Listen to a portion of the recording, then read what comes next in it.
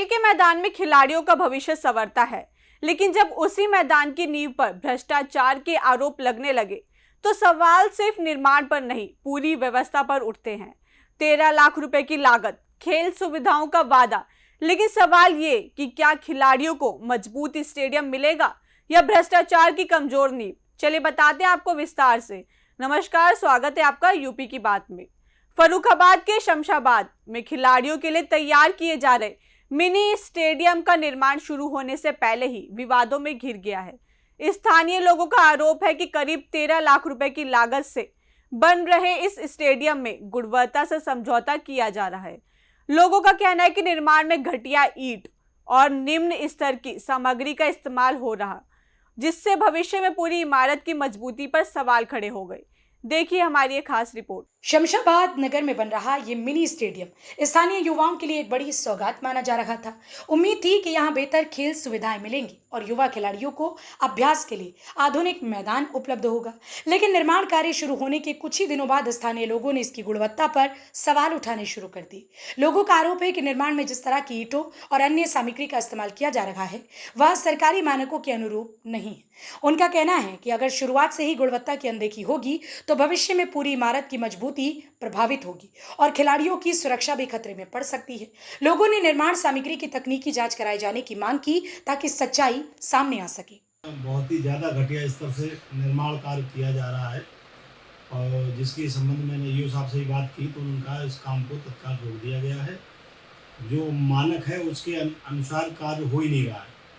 और एक बात वहीं की नहीं है, पूरे नगर का ये हाल है कि जहाँ देखो वहाँ घटिया सामग्री से निर्माण हो रहा है और इतनी बड़ी लापरवाही बरती जा रही है, जिस पे जो जिम्मेदार अधिकारी लोग हैं वो बिल्कुल भी ध्यान नहीं दे रहे हैं और मौके पे जाकर तो देखते ही नहीं हैं। जब जनता द्वारा या पत्रकार मीडिया के माध्यम से जब उनको जानकारी होती तो तत्काल तभी कार्रवाई की जाती है, काम रोक दिया जाता है। उसके बाद में ऐसे और भी तमाम काम हैं जहाँ जितने मानक की अनदेखी की जा रही है। वो कौन लोग हैं जो काम करा रहे हैं? वो क्या चेयरमैन साहब के खास हैं क्या और लोग हैं? अब इसकी तो मुझे जानकारी नहीं क्योंकि ईओ साहब से मैंने कई बार जानकारी करनी चाहिए कि आप कहाँ कहाँ कार्य हो रहे हैं और उसका रेशियो और सारी चीज़ हमने डॉक्यूमेंट मांगे।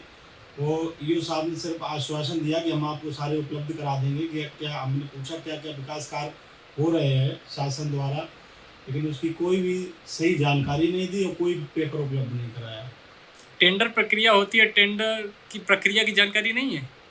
नहीं, इस संबंध में मुझे ये भी नहीं। एक तो सबसे बड़ी बात ये, जितनी भी योजनाएं चल रही हैं, जिस योजना के अंतर्गत कार्य हो रहे हैं, कहीं पर भी कोई बोर्ड नहीं लगाया गया है।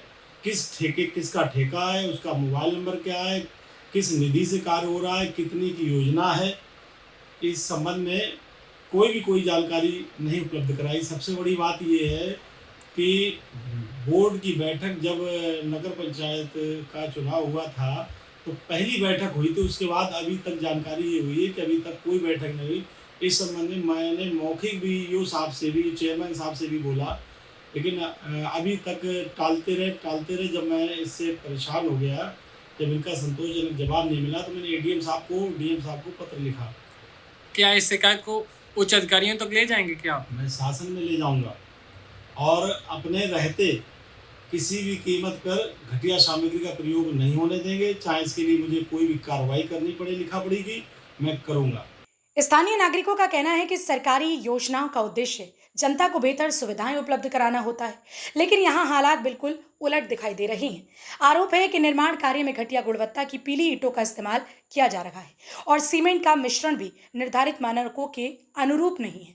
लोगों का कहना है कि 13 लाख रुपए की इस परियोजना में यदि शुरुआत से ही गुणवत्ता से समझौता किया जाएगा तो सरकारी धन का सही उपयोग कैसे सुनिश्चित होगा।